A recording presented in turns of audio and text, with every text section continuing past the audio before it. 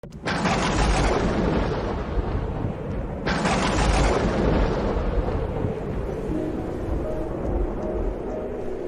Seigneur soit avec vous. Et avec votre esprit. Évangile de Jésus-Christ selon saint Matthieu.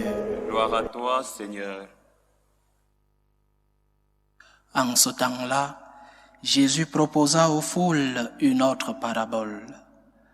Le royaume des cieux est comparable à une graine de moutarde qu'un homme a prise et qu'il a semée dans son champ. C'est la plus petite de toutes les semences, mais quand elle a poussé, elle dépasse les autres plantes potagères et devient un arbre, si bien que les oiseaux du ciel viennent et font leur nid dans ses branches. Il leur dit une autre parabole. Le royaume des cieux est comparable au levain qu'une femme a pris et qu'elle a enfoui dans 3 mesures de farine, jusqu'à ce que toute la pâte est levée.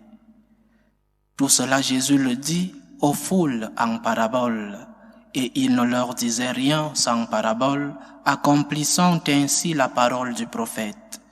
J'ouvrirai la bouche pour des paraboles, je publierai ce qui fut caché depuis la fondation du monde. Acclamons la parole de Dieu. Louange à toi, Seigneur Jésus.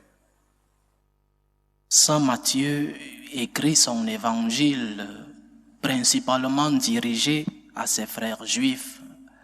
Les premiers destinataires de l'évangile qu'écrit saint Matthieu, ce sont justement ses frères, non seulement de ce peuple juif, mais aussi de cette religion, la religion juive.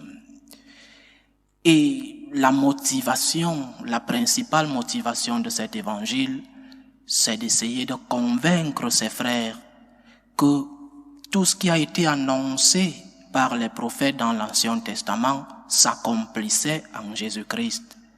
Il veut convaincre ses frères que toutes les prophéties, toutes les annonces de l'Ancien Testament ont leur plénitude en Jésus-Christ. Il veut mettre donc à l'évidence notre Seigneur, qui est celui que ce peuple attendait.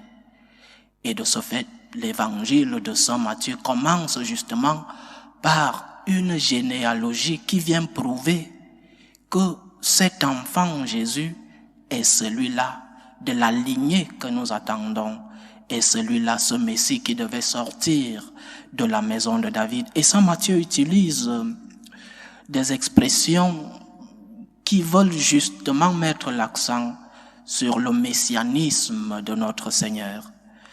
Et ce message ne vaut pas seulement pour les Juifs de l'époque de saint Matthieu, il est aussi d'actualité pour nous. Aujourd'hui, saint Matthieu nous parle. Nous qui vivons à une époque où le christianisme vit une condition de régression, au moins une régression numérique. Je ne parle pas d'une régression de qualité, parce que seul Dieu peut juger de la qualité de notre foi. Dans une époque comme celle-ci, cette parabole que nous avons écoutée aujourd'hui, ou alors ces paraboles, parce que le Seigneur nous donne 2 aujourd'hui, ces paraboles sont d'une profonde signification. Un évêque français, en parlant des différents attentats contre l'Église en France, il y a de cela 2 ou 3 ans, disait que 2 forces sont unies contre l'Église. D'une part, le sécularisme et l'athéisme, et d'autre part, l'islam, disait-il. Un islam radical, oui, parce que ceux qui déposent ces bombes, ceux qui vont contre l'Église, se disent musulmans. Ils le font au nom d'un Dieu, et en le faisant, même dans ces bombes, ils proclament le nom d'un Dieu, parce que d'autres qui sont aussi musulmans disent non, ils ne le font pas au nom de l'islam.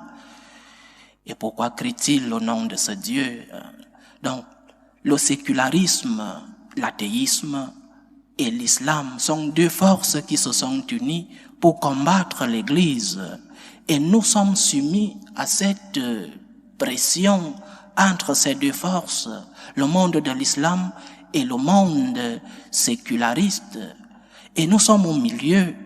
Que devons-nous faire face à ces deux pressions qui nous mettent dans cette pression? Que devons-nous faire? Au moins deux choses.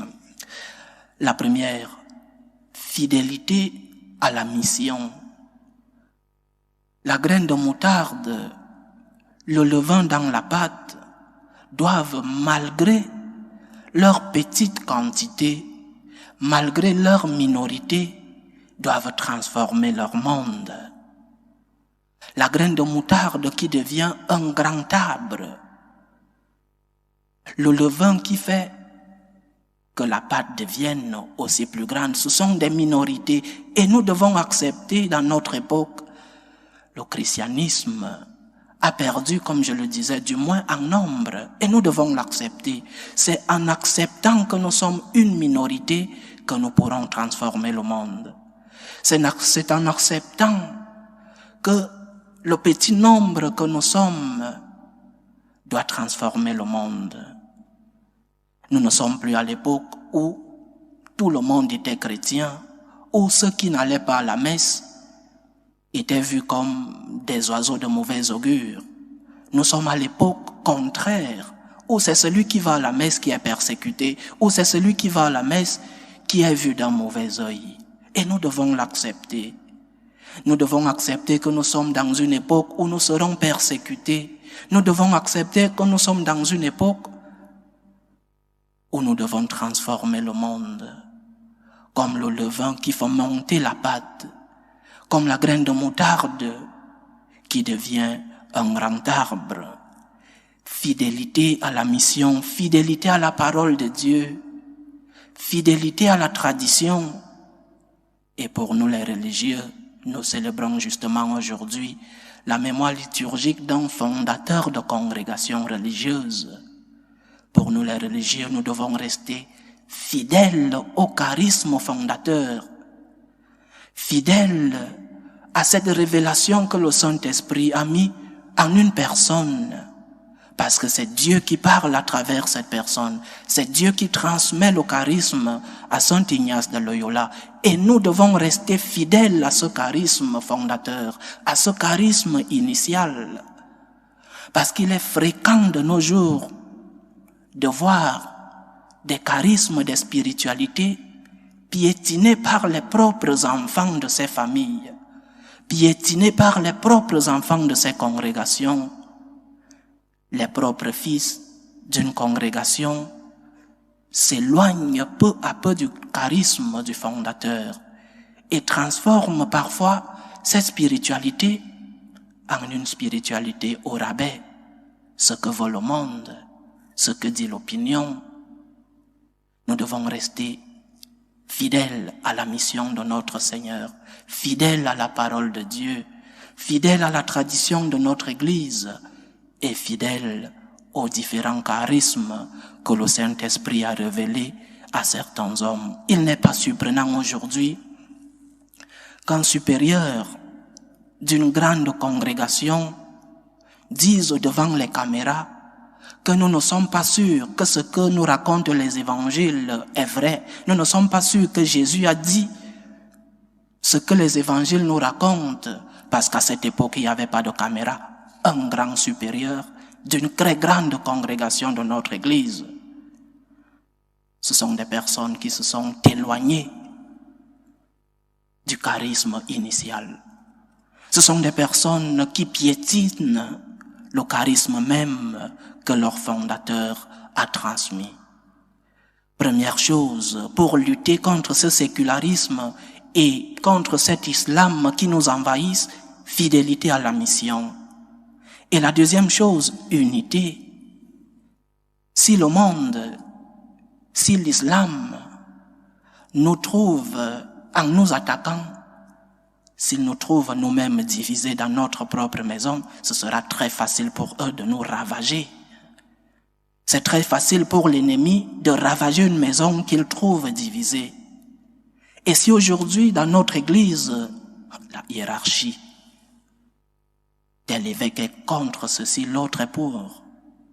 Tel évêque veut bénir les couples homosexuels, l'autre dit non. Telle conférence épiscopale veut donner la communion aux divorcés remariés, l'autre non. Telle autre congrégation dit ceci et l'autre va en guerre. Des conférences épiscopales entières qui veulent s'adapter au monde. Si l'ennemi nous trouve divisés, le Christ lui-même l'a dit, un royaume divisé se détruit. Un royaume divisé, une maison divisée se détruit. Et plus encore, si l'ennemi trouve cette maison divisée, nous devons rester unis, chers frères et sœurs. Nous devons travailler pour l'unité dans notre Église. Parce que le monde qui nous attaque, s'il nous trouve unis, nous avons plus de force pour nous défendre. Fidélité à la mission, fidélité à la parole de Dieu, fidélité à la tradition, fidélité au charisme fondateur, au charisme initial et unité dans cette maison, la maison de Dieu, la maison qu'est l'Église qui est le peuple de Dieu sur la terre. Demandons au Seigneur de nous aider en cette mémoire liturgique de Saint Ignace de Loyola, de pouvoir rester fidèles à notre Dieu et de pouvoir maintenir cette unité pour que nous puissions nous défendre contre l'ennemi. Loué soit Jésus-Christ. À jamais.